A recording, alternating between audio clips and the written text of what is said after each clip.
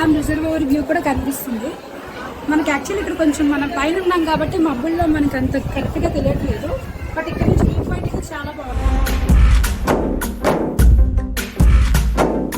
గాలిలో ఊగిసలాడే దీపంలా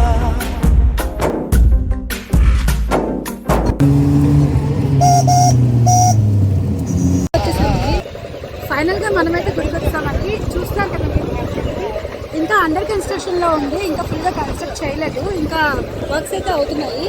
but road అయితే చాలా నేరోగా ఉందండి, సింగిల్ రోడ్ కదా. సో ట్విన్ కర్వ్స్ ఉన్నాయి, చాలా నేరోగా ఉంది రోడ్డు. మధ్యలో చాలా కార్స్ అయితే బ్రేక్ డౌన్ కూడా అయ్యాయండి. కానీ క్లైమేట్ అయితే చాలా బాగుంది.